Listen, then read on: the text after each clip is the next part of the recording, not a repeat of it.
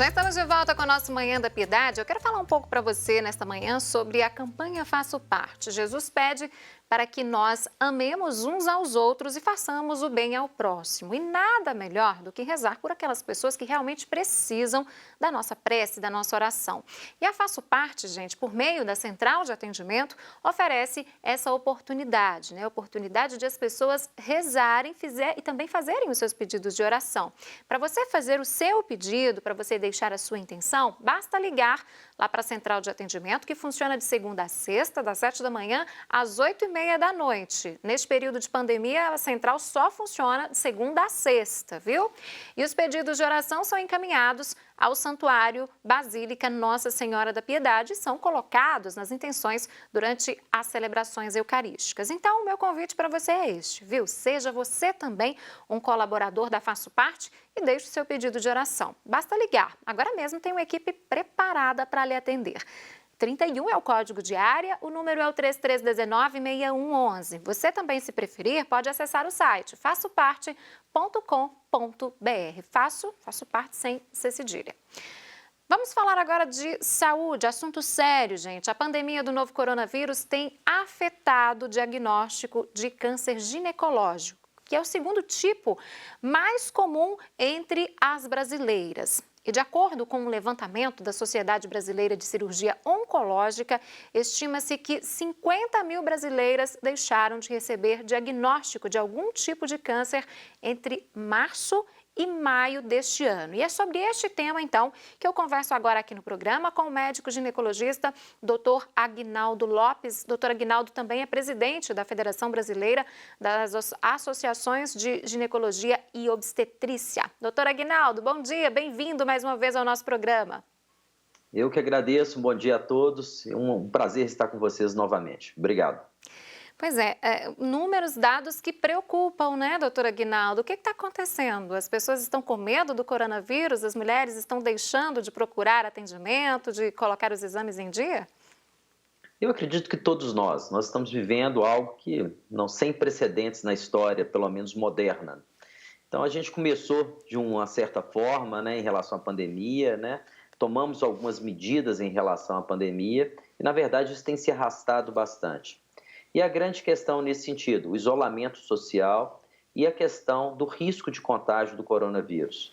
Então, isso aí, de alguma forma, afasta, né, as pacientes, né, das consultas de rotina, né, das questões que são importantes do ponto de vista de prevenção e rastreamento de câncer. Então, esse é um aspecto muito importante. Menos consultas, né?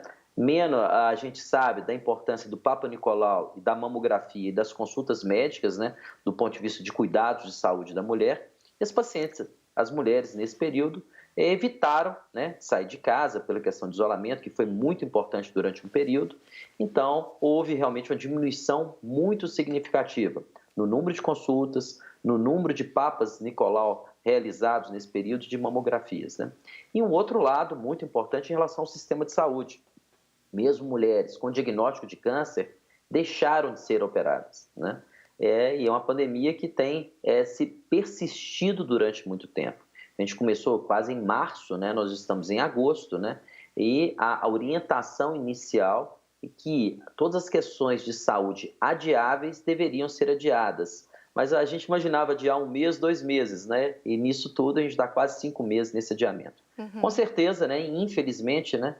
Os novos casos de câncer não vão se manter e o grande problema, o nosso grande receio, que num futuro muito próximo que a gente tenha mais mulheres com tumores mais avançados. A expectativa é de uma busca maior dessas mulheres por consultas, por atendimentos voltados para a área ginecológica no período pós-pandemia, doutor? Eu acredito que houve um represamento desses casos, né? Mais uma vez, a gente imaginava que uma coisa é adiar 1 mês, 2 meses, a outra questão é adiar 5, 6 meses, né? Isso realmente, uma possibilidade, um diagnóstico de um câncer inicial, depois de 6 meses, talvez a situação não seja tão favorável.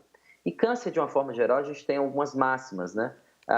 Todo câncer que é diagnosticado precocemente tem uma possibilidade de terapias mais eficazes e um prognóstico muito mais favorável, né? Então, o segredo, a grande questão, a prevenção é o melhor remédio. Então, a possibilidade de diagnósticos iniciais faz toda a diferença para todos os tumores de uma forma geral, né? Isso vale muito para os tumores que atingem mais as mulheres. Câncer de colo do útero, câncer de endométrio ou de útero e câncer de mama. Então, é extremamente importante agora, nesse momento, voltar às questões e voltar tomando os cuidados, né? Eu estou sozinho aqui na sala, por isso que eu estou sem máscara, né? Mas a utilização de máscara, a higienização das mãos com álcool gel ou com água e sabão e alguns outros cuidados que são muito importantes. Evitar aglomeração. Hoje, nos consultórios, a gente tem procurado fazer isso, né? Um espaçamento maior entre as consultas, evitar salas de espera com mais pessoas, a gente tem procurado adequar a essa nova realidade. Doutor, ontem nós falávamos aqui no programa dos tratamentos de câncer, né? Nós conversávamos com um oncologista falando da importância da teleconsulta neste momento, né? Com o objetivo de orientar as pessoas sobre algumas dúvidas frequentes que elas possam ter, né? Que elas tenham tido aí nesse período. No caso da sua área, no caso da ginecologia, a teleconsulta também foi importante neste momento? Eu acho que a teleconsulta foi um sofrimento muito grande agora, a questão da pandemia, né? Um número de mortes muito grande, uma insegurança, um impacto do ponto de saúde social e financeiro enorme.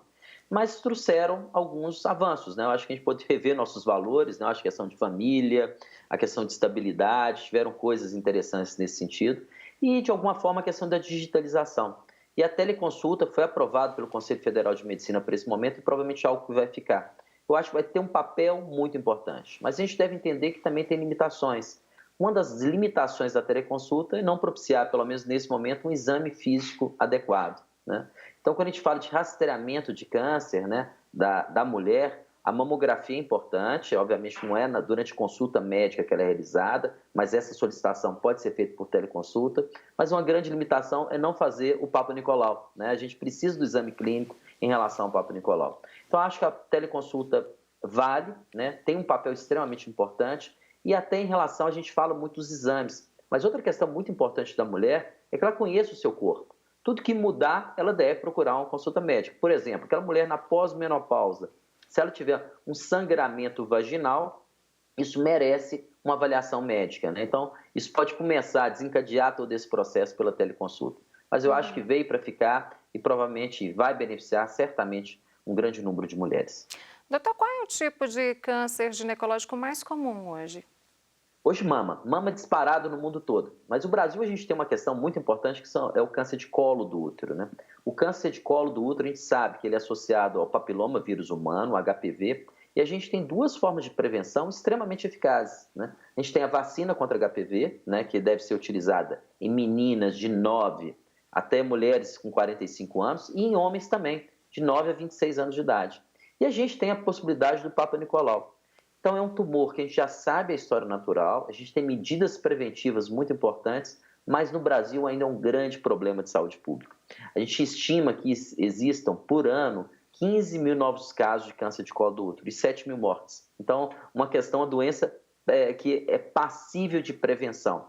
Em algumas regiões do Brasil, por exemplo, na região norte, a prevalência, a frequência de mulheres com câncer de colo do útero é superior à mama. Isso é muito comparável à África, infelizmente, essa situação. Um outro tumor muito comum são os tumores de útero, né? Não do colo do útero, mas do útero. Aí já chama atenção aquele sangramento aumentado, a mudança de padrão menstrual e, especialmente, a questão de sangramento pós-menopausa precisa ser avaliada. E o último, tumor ginecológico, que é bastante importante, são os tumores de ovário, né? Hoje a gente tem valorizado muito esses tumores. De uma forma geral, a gente não tem um rastreamento eficaz, mas, mais uma vez, a mulher ficar atenta à sintomatologia, né? E uma questão muito importante em ovário é a questão de história familiar. Ficou muito na mídia a questão da Angelina Jolie, né? Que tirou os ovários, depois tirou a mama, por uma história familiar importante. Já tem uma mutação de um gene, né? Uma alteração genética que está associada a câncer de mama e câncer de ovário. Então, essas mulheres, né, com parentes de primeiro grau com câncer de mama e ovário, né? Ou a mesma paciente que já teve um câncer de mama e ovário, isso vale uma avaliação genética. Em relação à vacina contra HPV, esses índices são animadores ou não? Muita gente, muitas meninas e meninos aí na faixa etária ainda desconhecem ou deixaram de vacinar, doutor. Quais são esses números, hein? Olha, a eficácia é extremamente animadora. Hoje a gente sabe de um ótimo perfil de segurança da vacina contra HPV, tanto para homens quanto para mulheres. A gente tem algumas experiências internacionais, desde 2006 há 14 anos, mostrando que é muito eficaz e muito segura. O que é desanimador é a nossa cobertura populacional. No Programa Nacional de Imunização no Brasil é disponível gratuitamente a vacina contra HPV. São só 2 doses para meninas e meninos de 9 a 14 anos de idade. E tem sobrado vacina nos postos de saúde. Isso é muito triste. Se, por um lado, a gente fica muito preocupado, um número muito grande de novos casos, mulheres com câncer de colo no Brasil, está sobrando vacina nos postos de saúde. Então, vai a dica, mães, né? Ou mulheres entre 9 e 45 anos de idade, vacine. E mães, pensem em vacinar, né? Indiquem a vacina, procure os postos de saúde, tanto seus filhos quanto filhas. Isso faz muita diferença. São quantas doses, doutor, dessa vacina? Da população de meninos e meninas de 9 a 14 anos de idade, só 2 doses. Uma dose agora, a outra pelo menos 6 meses depois. Mais de 14 anos de idade, 3 doses. 0, 2 e 6 meses. 0, 2 e 6 meses após 14 anos, está certo. Doutor, em relação à automedicação, a gente sempre fala muito aqui neste período de pandemia, então nem se fala, né? A automedicação, ela pode interferir na saúde de uma pessoa que já está em tratamento contra algum tipo de câncer ginecológico? Eu acredito que sim, né? De uma forma ideal, a gente sabe que tem algumas limitações, né? No Brasil até tem algumas questões regulatórias hoje, né, que diminuiu a automedicação, mas algumas questões específicas. Por exemplo, antibiótico, hoje você precisa de uma receita médica. Isso é extremamente importante pela questão do controle, né? E o risco, né, de infecções ou bactérias multiresistentes. A gente chega num ponto que tem disseminado bactérias que é difícil você achar um antibiótico que seja capaz de combatê-las, né? Então, esse controle de antibiótico é interessante. Mas sempre que possível, a gente entende que esse momento de pandemia é um momento diferente, um momento de excepcionalidade que exige algumas condutas que não sejam ideais. Mas sempre que possível, uma orientação médica vai ajudar muito. E hoje a telemedicina já pode ajudar muito nesse sentido. Tá certo. Doutor Aguinaldo, muito obrigada, viu, por mais uma vez atender nosso chamado e prestar esclarecimentos tão importantes aqui para todas as nossas telespectadoras e telespectadores também. E até uma próxima oportunidade. Eu que agradeço, parabéns pelo programa, parabéns por ser uma forma de difundir informação de qualidade para a população. Sempre um prazer estar aqui. Um abraço. Saúde a todos. Fiquem com Deus. Com Deus também, doutor. Conversamos com o doutor Aguinaldo aí falando dessa questão tão importante, principalmente para nós mulheres, né? Exames, a importância de realizarmos exames preventivos sobre o câncer, né? Do câncer ginecológico. Bom, e a gente vai para um rápido intervalo. Voltamos daqui a pouquinho porque é sobre saúde que a gente continua falando nos próximos blocos, inclusive. No próximo, a gente vai falar das máscaras. Quais são os tipos disponíveis no mercado? Quais são as mais eficientes? Eu volto já.